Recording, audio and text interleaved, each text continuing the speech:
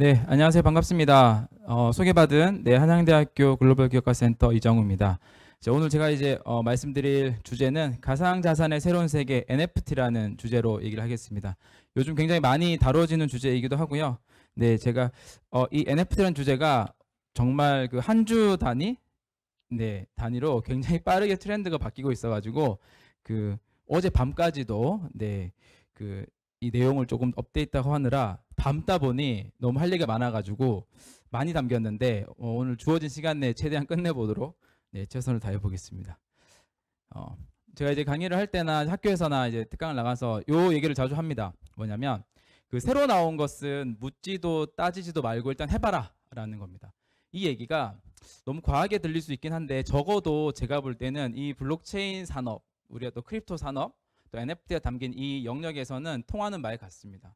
우리가 경험했던 과거의 경험들이 그다지 이 영역에서는 오히려 장점보다는 좀 경직된 사고 이런 걸 왜 시도해? 오히려 단정을 내리고 이렇게 해서 기회를 놓치는 경우를 많이 보는 것 같습니다. 그래서 적어도 이 산업에 대해서 여러분이 접근할 때는 새롭게 나온 것들이 있을 때 너무 성급하게 판단하려고 하지 말고, 우리가 성급하게 판단해서 과거의 경험들이 있잖아요. 나스닥의 100조 원어치의 가치로 상장됐던 그 똑같은 비즈니스가 우리가 3년 전에 분명히 도박장이라는 걸로 단정을 내렸었죠, 우리나라가. 그래서 그런 것들만 보더라도 좀 이해할 수 있는 것 같습니다. 오늘 말씀드린 NFT 시장은 이 시장입니다. 1년 만에 이 8월 달까지 돼 있던데요. 1145배의 마켓 볼륨이 성장한 시장입니다. 사실 이 정도의 볼륨이 성장을 하려면 이게 어떤 시장이어야 되냐면 사실 광기와 버블이 있는 시장이어야 가능합니다. 네. 그것을 인정하고 들어가야 될 것 같고요. 근데 이제 그럼에도 불구하고 미래에 이 주제와 이 산업이 뭔가 대단한 걸 바꿀 수 있겠다라는 기대감도 같이 있어야지만 이 정도의 볼륨 성장과 약간의 광기가 있는 것 같습니다. 그래서 그런 시장이 NFT 시장이고, 한번 좀 수치로 보면 정확히 1년 전에 이제 마켓 볼륨, 이제 NFT 시장의 볼륨 같은 경우는 우리가 업비트에서 비트코인 볼륨과는 좀 다른 개념입니다. 우리가 뭐 예를 들어서 부동산의 경매를 어떤 시장을 측정을 할 때 경매 규모, 경매 거래량을 주로 비교를 하잖아요. NFT 같은 경우는 그런 개념이기 때문에 보통 시장의 크기를 얘기할 때 거래량을 보통 많이 얘기합니다. 그래서 불과 1년 전에 70만 달러 정도였던 마켓 볼륨이, 거래량이 8월 달에 1년 뒤에 8억 달러가 넘은 수준, 그리고 지금은 이거보다 더 많이 성장을 했죠. 1200배 가까운 성장을 한 시장입니다. 그러면 NFT란 건 과연 뭘까? 뭐기 때문에 이렇게 주목을 하는 걸까? 아마 이 비유는 되게 많이 들어보셨을 것 같아요. 대체 불가능한 토큰이라고 보통 얘기를 하잖아요. 그러니까 우리가 대체할 수 없이 없는 것들을 블록체인상에 기록한 디지털 파일로도 얘기해도 되고요.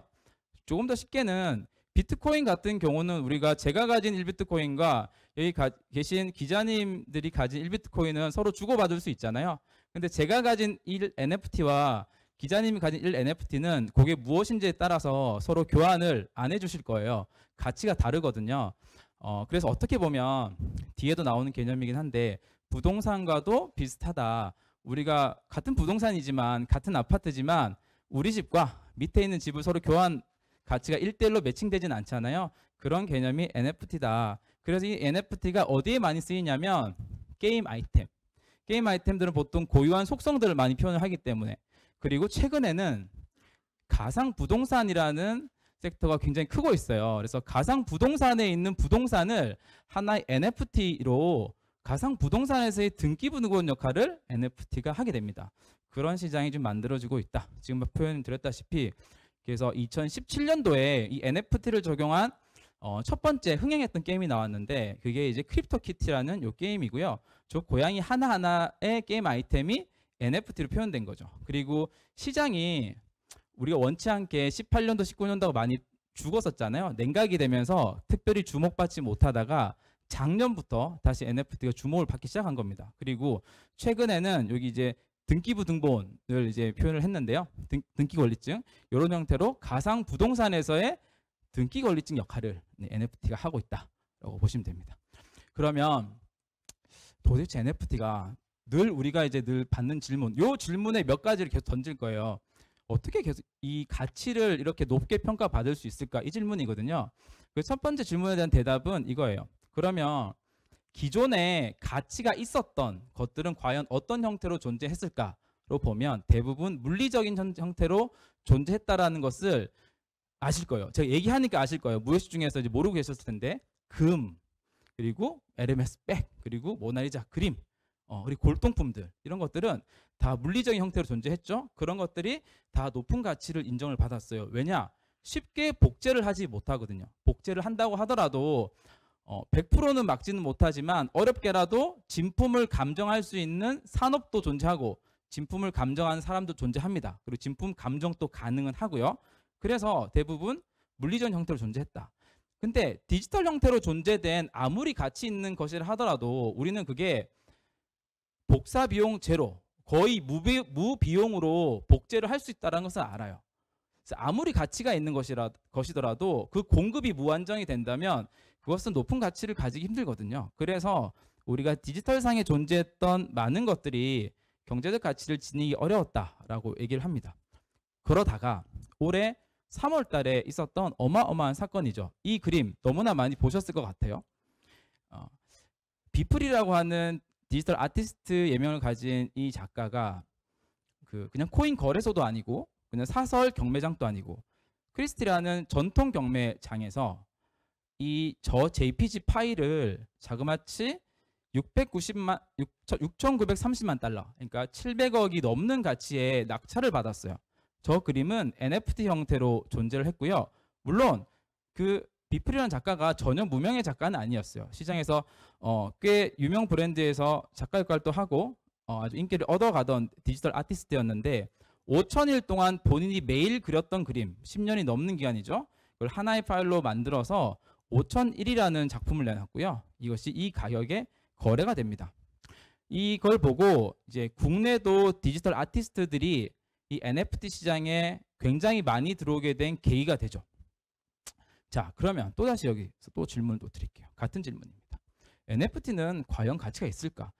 조금 전에 봤던 그 그림, 그런 질문 좀 들 수 있잖아요. 저 그림 우리가 인터넷 검색해도 볼 수 있고 구글링해도 볼 수 있고 스냅샷에서도 볼 수 있는데 저 그림을 6,930만 달러로 사는 사람은 무슨 마음으로 저걸 샀을까? 이것에 대한 질문은 이렇게 대답해 볼 수 있을 것 같아요.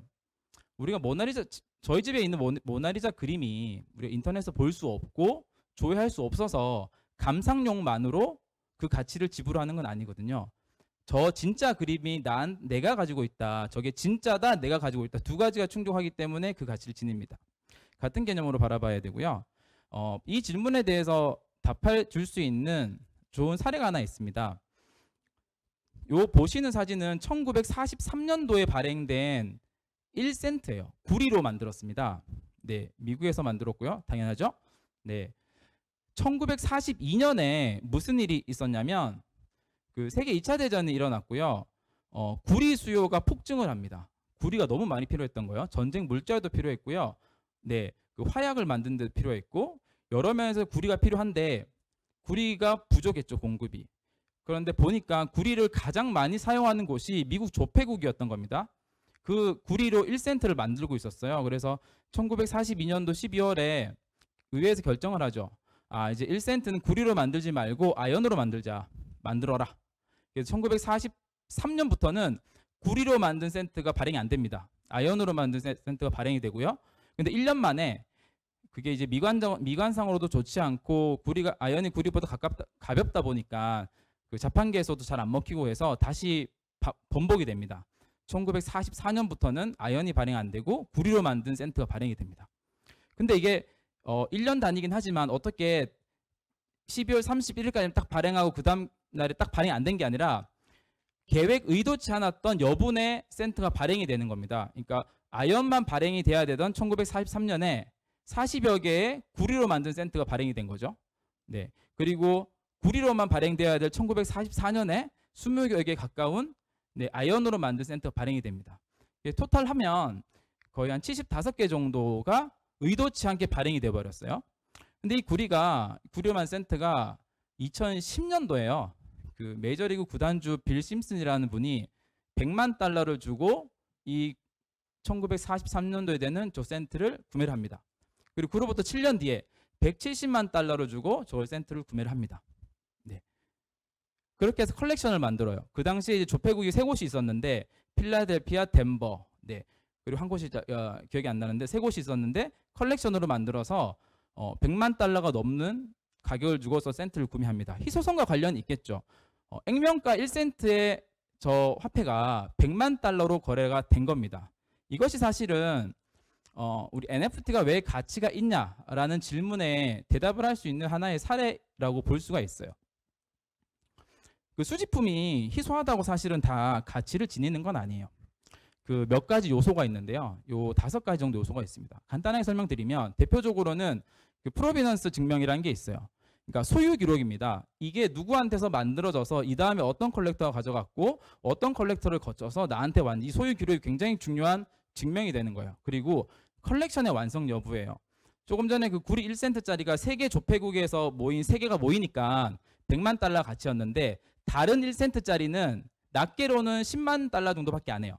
그러니까 컬렉션이 됨으로 인해서 10배 가치가 더 오른 거거든요. 그러니까 컬렉션이 굉장히 중요하다. 그리고 역사적인 사건 당연히 중요하고요. 보관하고 있는 상태 너무나 중요하죠. 다 아실 것 같아요. 이런 요소들이 중요합니다.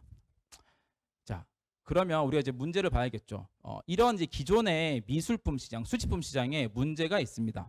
늘 따라다니는 문제인데 위조라는 문제예요. 전 세계 시장에서 유통되는 미술품의 50%가 위작이거나 다른 작가의 작품을 속인 것이라는 데이터가 있습니다. 그리고 수집품 시장 마찬가지입니다. 온라인으로 판매되는 골동품 중에 한 80% 정도가 작물이거나 모조품이라는 결과도 있습니다. 위조 부분을 해결한 무엇이 굉장히 중요해지는 순간이죠. 그리고 디지털 아트 부분에 들어와서도 NFT 이전의 디지털 아트 시장은 또 문제가 있어요. 뭐냐면 디지털 아트라는 거는 이제 우리가 아까 얘기했지만 이제 거의 복제 비용이 없이 무한대로 복제가 가능하다. 그런 가치가 형성될 수 없었기 때문에 창작자들한테는 굉장히 단점이었어요. 그러던 것이 이제 수많은 고민을 거쳐서 기술로서 그걸 일부 극복을 합니다. 그래서 음악 같은 경우는 뭐 DRM이라는 기술을 써서 나름 이제 어떤 수익화를 꾀하기도 하고요. 그리고 뭐 저기 스포티파이나 스트리밍 서비스 같은 걸 통해서 이런 것들 극복을 좀 하긴 하죠. 근데 이것도 나름 어느 정도 규모를 가지고 있고 기업형에서는 가능한데 개인적으로 활동하는 디지털 아티스트들이 이렇게 부담을 가져간 위의 기술들을 사용하기 어려운 부분이 있습니다. 그러면 그런 소규모 디지털 아티스트들은 여전히 그런 복제에 대한 문제가 존재를 하게 되는 겁니다. 그런 부분을 이제 NFT의 진정한 이점 4가지로 들었는데 이 NFT가 좀 해결을 해줄 수 있는 가능성을 보여준 거예요. 이 4가지인데요. 이게 가장 중요한 특징 4가지라고 보시면 될 것 같아요. 첫 번째는 진품 여부 증명입니다. 과거에는 이 진품을 증명하기 위해서 감정사들의 영혼까지 팔아서 진짜 감정사들이 진품을 증명을 하죠. 그게 오히려 실수가 될 수도 있고 감정사를 조작할 수도 있습니다. 어쨌건 간에 그들을 통해서 감정을 하지만 이 NFT의 진품 증명이라고 한 것은 블록체인이 검증을 해주죠. 네, 그런 부분 해결되고요. 프로비넌스 증명, 결국 소유 기록에 대한 증명인데 NFT는 이동하는 최초로 만든 창작자부터 최종적으로 가지고 있는 콜렉터까지 그 중간에 누가 거쳤든 모든 소유 기록이 블록체인 지갑 기반으로 해서 기록이 다 남아 있습니다. 마치 2009년도에 만들어진 비트코인 내역이 우리가 지금 다 볼 수 있거든요. 누구나. 그런 것 같이 블록체인의 원리가 적용되어 있는 거죠. 영원성과 희소성은 당연히 보존이 잘 될 거고요. 물리적인 것이지 않기 때문에 희소성은 당연히 복제가 안 되기 때문에 희소성도 존재를 합니다. 4번째가 그 창작자들한테 좀 매료를 보였던 포인트이긴 합니다. 우리가 화가가 그림을 그려서 그림을 팔면 화가의 수입은 첫 번째 본인이 그림을 판 가격까지가 끝입니다. 그리고 그림을 구매했던 콜렉터가 가치를 입혀서 2차, 3차로 많은 규모로 거래를 하더라도 그 화가는 본인이 맨 처음에 판매했던 수익, 그게 끝이거든요. 근데 NFT 같은 경우는 이 2차, 3차 거래에 대해서도 수수료를 코딩을 할 수 있습니다. 프로그래밍에. 그래서 대부분의 현재 디지털 아티스트들은 본인이 아트를 만들어서 NFT를 발행하고 NFT에 보통 10%에서 15% 정도의 수수료를 넣습니다. 그래서 2차, 3차의 거래가 이루어질 때 지속적인 본인에게 로열티가 떨어지는 구조입니다. 이게 창작자와 컬렉터들이 서로 힘을 합치게 하는 겁니다. 창작자는 그림을 한번 팔았다고 끝나는 게 아니라 계속 본인의 가치를 올리거나 그 그림의 스토리를 내놓음으로써 시장에서 계속된 거래가 되도록 유도를 하는 거죠. 이런 형태가 가능하기 때문에 그렇게 움직이는 겁니다. 자, 그러면 과연 이 NFT로 어떤 것들이 거래되고 있을지를 한번 쭉 볼게요. 네.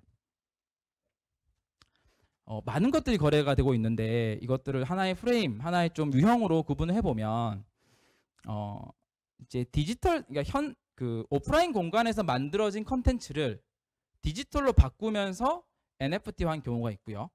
또 하나는 그 디지털 상에서 원래 만들어진 그런 컨텐츠를 NFT화해서 오프라인 공간에서 보여주는 경우가 있습니다. 예를 들어서 뭐 NFT를 오프라인 공간에서 전시회를 하는 경우도 많이 있거든요. 디지털 액자를 넣어서. 네.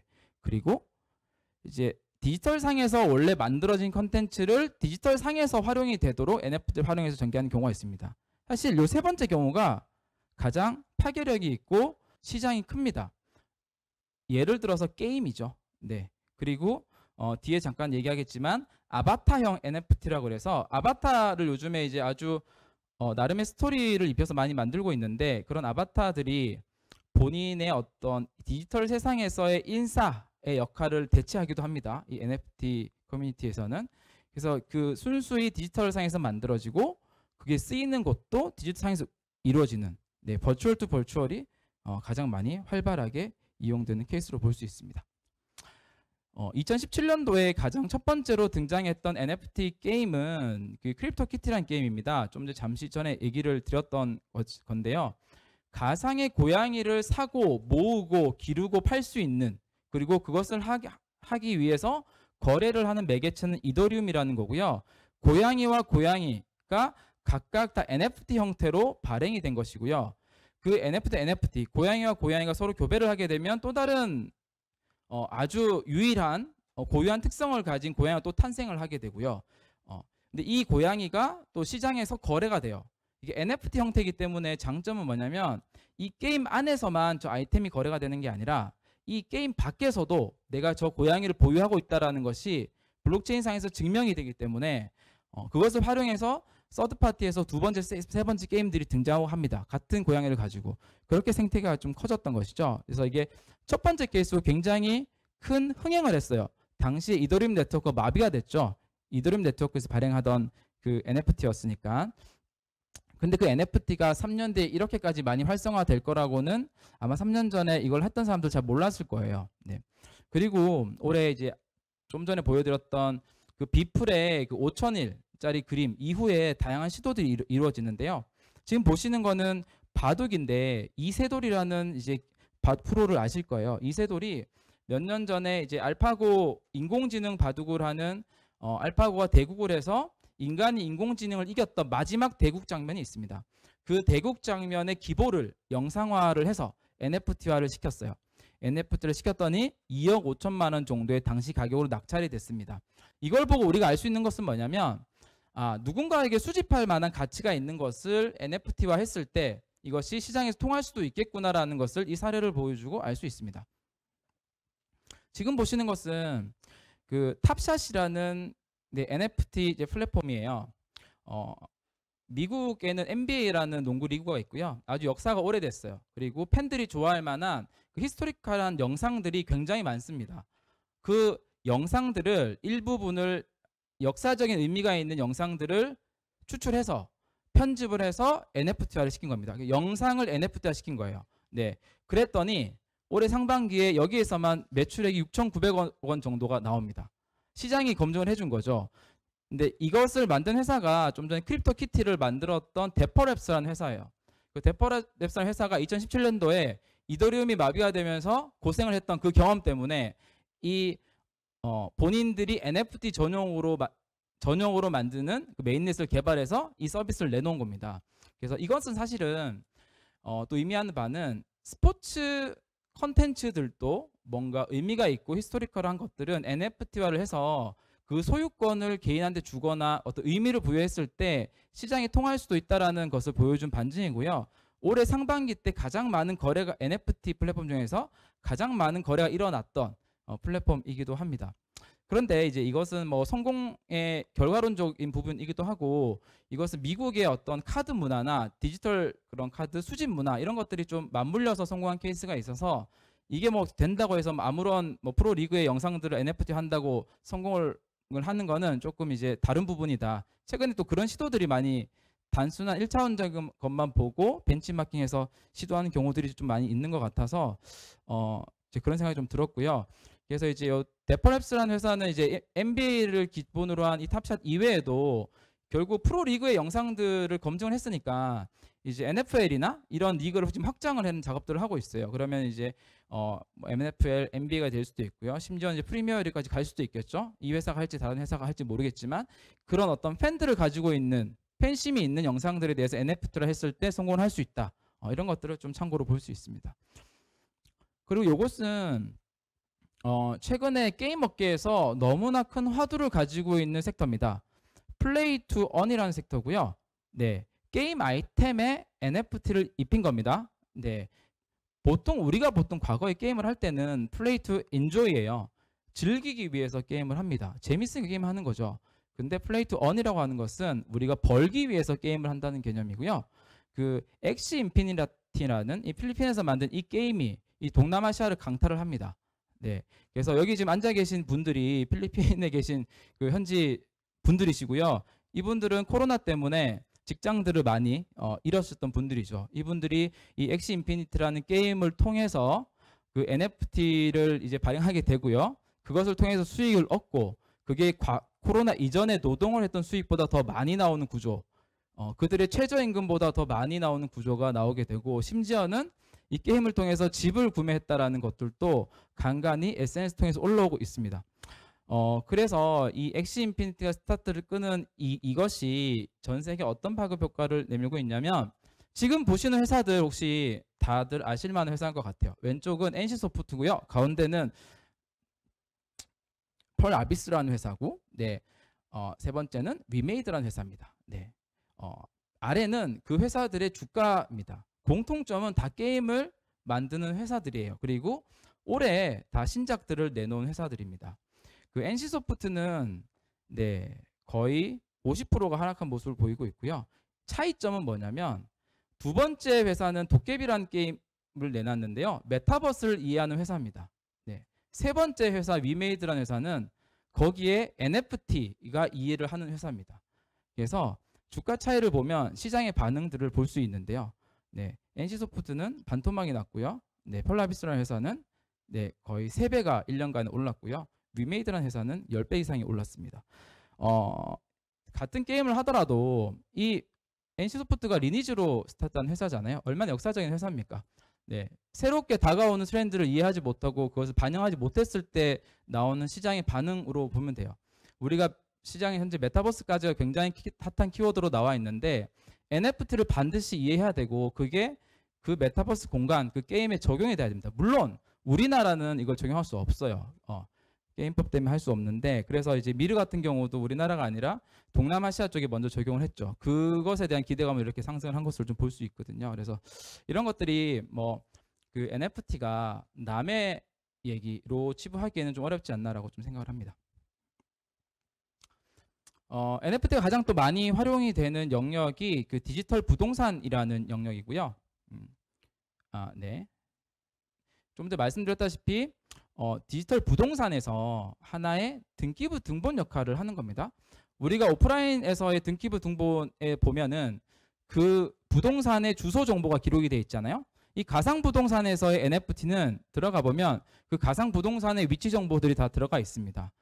디센트럴랜드라는 이 프로젝트가 2017년도부터 나와서 그래도 시장에서 가장 오랫동안 잘 하고 있는 그런 이제 서비스 중에 하나인데요.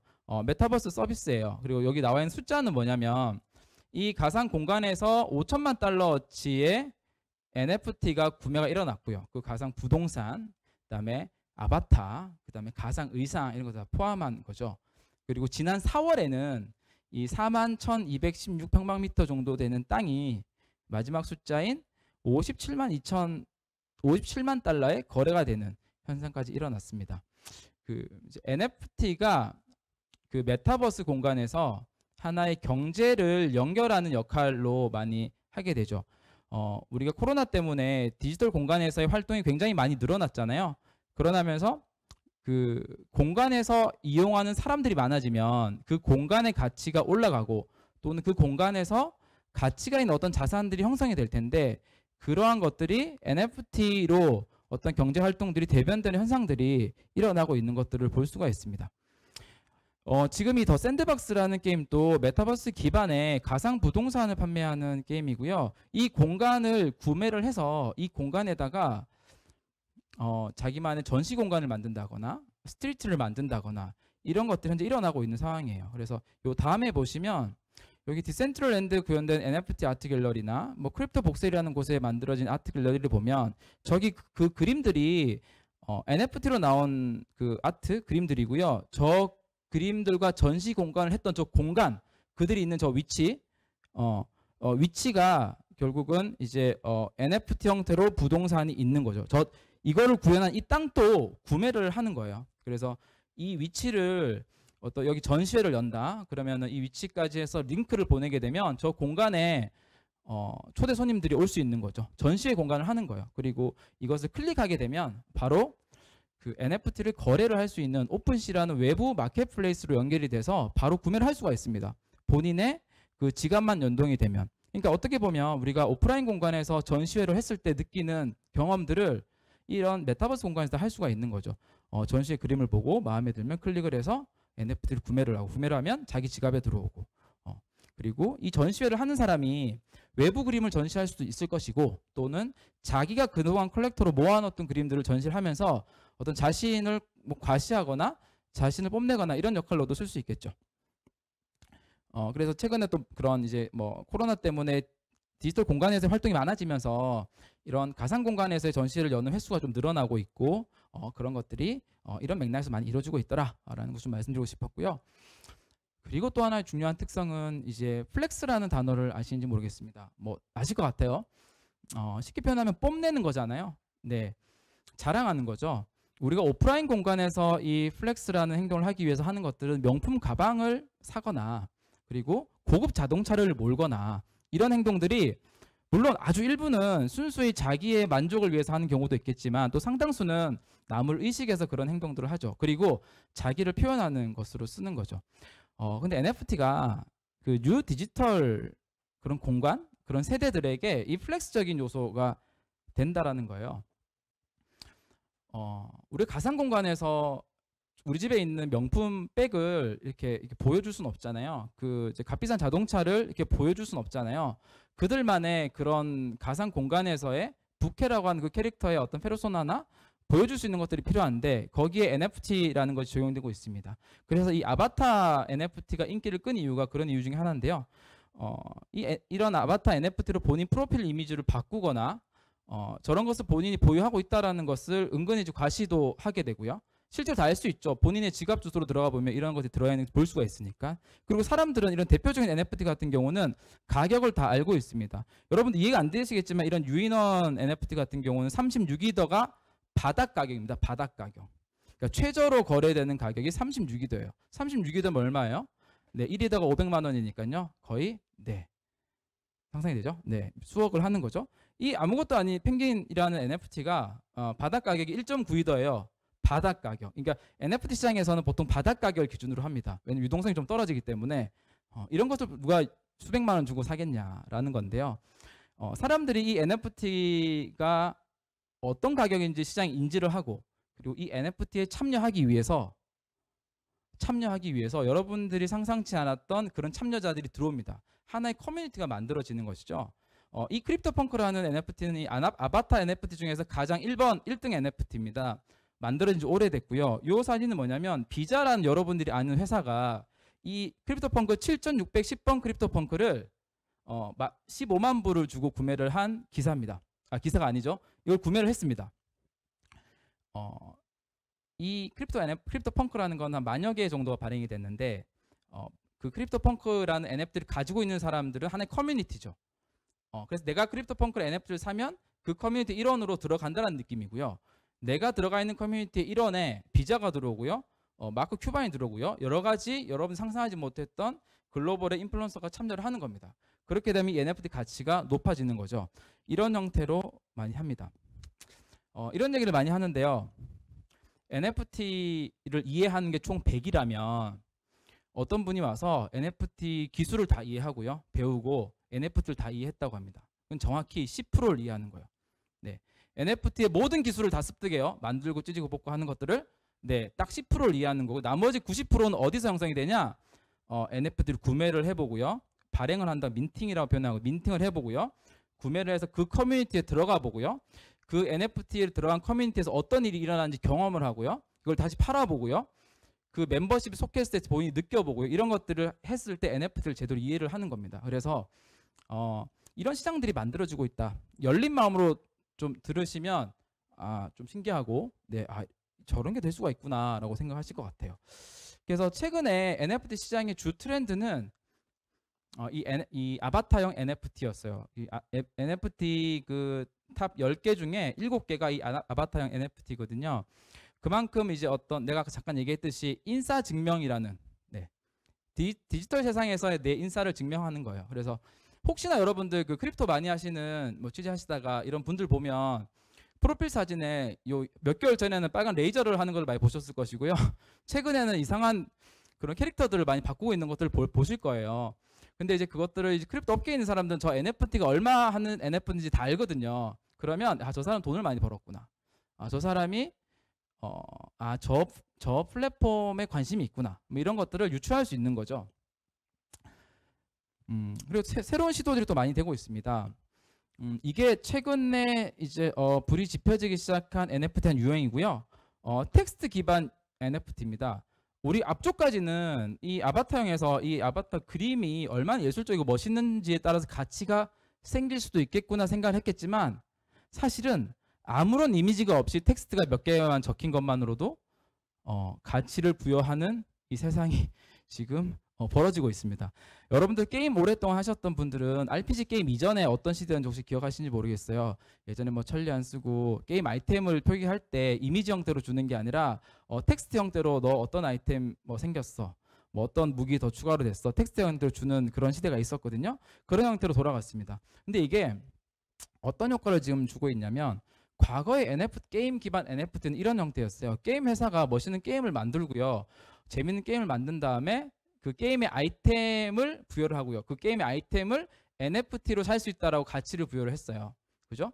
우리가 맨 처음에 봤던 크립토키티도 그렇고 미르도 그렇고 다 그런 형태잖아요. 엑시 인피니트도 그렇고. 근데 얘네가 지금 하려고 하는 건 뭐냐면 이렇게 이미지를 부여하지 않고 이 텍스트 형태로 8종의 게임 아이템을 텍스트로 다 부여를 한 다음에 이것을 추종하는 커뮤니티를 만들고 그러면 이게 그림이 안 만들어져 있기 때문에 그 중에 일부는 요 텍스트를 가지고 이렇게 이미지를 만들기도 합니다. 네. 이런 상상력을 동원을 해서 커뮤니티가 만들어지고 그걸 통해서 역으로 게임을 만들어서 게임을 성공시키는 형태. 네. 그래서 이제 이 루트라는 프로젝트가 가장 선두를 끊었고요. 국내에서는 이제 클레이튼 기반의 또 이런 텍스트 기반의 프로젝트들이 한두 개 선보이고 있습니다. 미래가 어떻게 될지 모르겠어요. 근데 이런 시도들도 우리가 의미 있게 지켜보면 시장이 변하는 것도 좀 알 수 있을 것 같다라는 거고요. 이렇게 이제 우리가 쭉 과거부터 이제 NFT 트렌드를 쭉 훑어보면 이런 이제 과정들을 거쳐왔던 것 같아요. 그리고 지금은 제가 여기 이제 아바타형 NFT에서 끊겼지만 이 뒤쪽에 이 텍스트 기반 NFT를 들어가고 있고 최근에는 NFT를 발행해 놓고 이걸 디파이와 연계를 시키면서 디파이 상에 있는 거버넌스 토큰을 NFT를 보유하고 있는 홀더들에게 주면서 경제적 가치를 주는 이렇게 얘기하고 나니까 외교마다 얘기한 것 같은데 그런 형태들이 지금 벌어지고 있는 상황입니다. 그래서 이제 2017년도에 크립토키티 게임을 시작으로 해서 2년 정도의 공백기가 있다가 작년부터 해서 NBA 탑샷이 주목을 받았죠. NBA 탑샷 같은 경우는 이제 스포츠 영상을 히스토리컬한 스포츠 영상을 NFT화한 경우고요. 이것의 구매 목적은 보통 팬덤이 많았어요. 그리고 올해 초부터 이 디지털 아트가 주목을 받기 시작한 계기가 이 비플이라는 디지털 아티스트가 성공적으로 진행한 이 5,000이라는 게임 그 미술품이 높은 가격에 낙찰을 받으면서 네. 이런 것들은 구매 목적이 사실은 일반 미술품과 비슷하죠. 플렉스적인 성격이 있고요. 그리고 올해 중반이 되면서 이 게임 NFT가 주목을 받기 시작합니다. 그 선두를 끊었던 게 이제 엑시 인피니트라는 게임이고요. 게임에서의 실제 사용성을 준 거예요. 그래서 이것들은 보면 필리핀에서 이제 어떻게 보면 좀 저소득 국가잖아요. 우리 뭐 미국이나 한국에 비하면 저소득 국가에서 게임을 통해서 열심히 NFT를 발행을 하고 그러한 것들을 한국의 업비트에도 상장돼 있고 코인베이스도 상장돼 있으니까 미국이나 한국에서 좀 더 수입이 높은 이제 국가의 사람들이 비싼 가격으로 사주는 이런 지금 형태가 좀 벌어지고 있는 보면 될 것 같고요. 그리고 8월 달부터는 다시 아바타형 NFT가 시장에 주목을 받고 있다. 이런 좀 흐름을 좀 가지고 있습니다. NFT 미래인데요. 거의 이제 마무리가 좀 이제 하면 될 것 같은데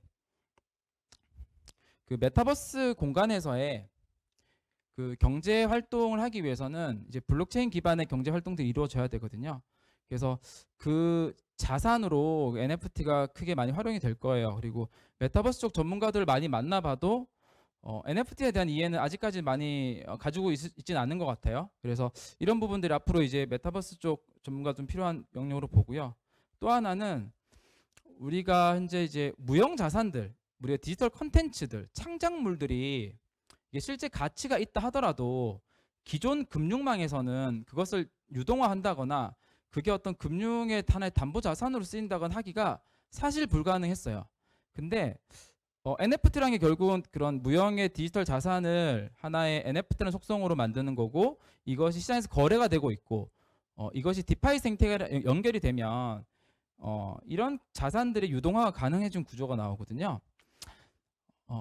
지금 데이터를 하나 보면 그 디파이 사용자들의 한 85% 정도가 85% 정도의 지갑 사용자가 이 NFT 사용자랑 거의 상호작용을 해요. 중복이 돼요. 같이 한다는 거죠.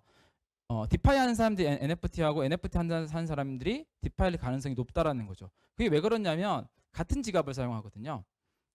우리 지금 여러 개 사이트들 암호 패스워드들 기억하기 너무 힘드시잖아요. 그래서 그거 어떻게 관리할지 고민이신 분도 많은데 이 디지털 세상 우리가 최근에 웹 3.0이라는 개념으로 들어오면 자기가 쓰고 있는 그 지갑, 이더리움 지갑 하나만 가지고 있으면 그 같은 지갑으로 모든 서비스에 다 연동을 해버리면 됩니다. 아이디 패스워드 기억할 필요도 없고요. 그 지갑 안에 있는 자산이 그 게임이든 그게 어떤 뭐 옥션 플랫폼이든 다 연동이 돼버리는 거죠. 그래서 오늘 누가 이런 의미 있는 글을 하나 올렸던데 그 미래에는 이제 내가 또 누가 어떤 사람인지 중요한 게 아니라 그 사람의 지갑 속에 어떤 토큰이 들어있는지 어떤 NFT가 얼마 동안 오랫동안 보유했는지가 그 사람을 정의하는 데 더 큰 영향을 미치는 세계가 올 것이다. 저는 100번 공감을 하고요. 그런 것들이 아주 시장 초기에 지금 이루어지는 것 같다. 라는 게 좀 느껴집니다. 이제 디파이와 NFT의 관계에서 디파이라고 하는 것은 이제 탈중앙화 금융 인프라라고 보면 되죠. 그래서 금융이라고 하는 것은 기초적인 담보 자산이 굉장히 중요하게 필요한데요. 실제 우리 그 디파이에서는 담보 자산이 크립토 중에서 가장 안정된 담보 자산이 비트코인과 이더리움이에요. 그래서 비트코인과 이더리움 정도가 안정된 담보 자산으로 활용이 되고 있어요. 근데 담보 자산의 크기가 결국 그 금융 인프라의 크기와도 이제 맞먹는데 더 추가된 다른 자산을 하려니 비트코인과 이더리움보다 못한 애일 거 아니에요. 더 변동성 크고 그러면 그게 리스크가 있거든요. 변동성이 크면 담보 자산은 변동성이 적어야 되는데 이 담보 자산에 NFT로 만들어진 자산들이 들어올 가능성이 굉장히 크죠. 성격이 잘 어울리고. 그럼 NFT는 두 가지 종류가 있어요. 하나는 디지털 상에서 순수히 생성된 오늘 대부분 얘기했던 그런 류의 NFT가 있고요. 또 하나 NFT는 실물 자산을 그냥 NFT로 표현을 해주는 거예요. 네, 이거는 뭐 제도하고도 좀 맞물려 있어서 속도가 요 전자만큼 빠르게 나지는 않지만 이게 편하고 좋거든요. 그러니까 제가 뭐 가상 부동산을 NFT가 너무 적합하다 했지만 사실 뭐 국가에서만 오케이 해주면 그 실제 부동산을 NFT로 만약 거래한다고 치고 부동산 정보들 NFT 담긴다면 그것만큼 효과적이고 좋은 건 없거든요. 뭐 예를 든 거고 부동산이 아니더라도 실물 자산들을 NFT화하는 시도들은 많이 이루어지고 있어요. 그런 NFT들이 이 디파이 탈중앙 금융 인프라의 기초 자산, 담보 자산을 들어오면 이 디파이 생태계 자체가 기본적으로 굉장히 커지겠죠. 지금 이게 아닌 상태에서도 우리가 디파이가 지금 TVL이라고 하죠. 그 토탈 밸류 락드라고 해서 이 디파이 프로토콜에 예치된 자산. 보통 우리가 그 일반 전통 금융에서는 은행의 크기를 비교할 때 수신고를 얘기하잖아요. 그죠?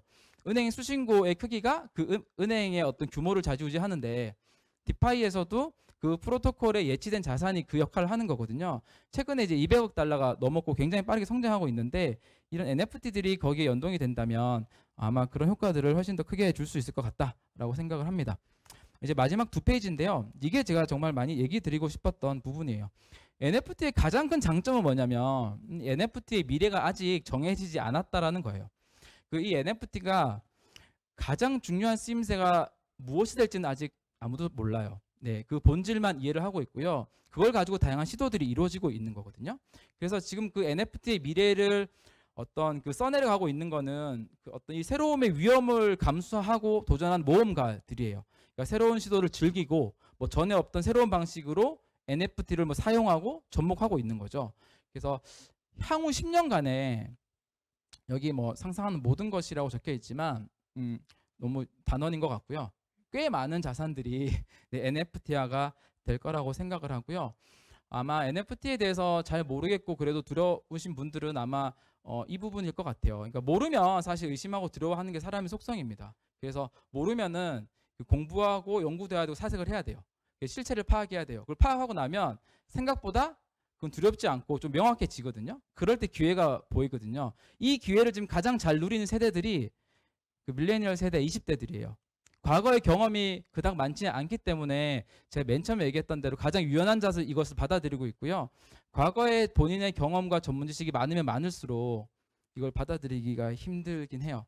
본인이 열려 있어야겠고, 그래서 우리가 비트코인을 가장 늦게 발견하는 사람은 경제학자일 거예요. 노벨 경제학상을 받으셨으면 더 그럴 것 같고요. 네, 이것으로써 네, 그 오늘 발표를 마치도록 하겠습니다. 네, 감사합니다.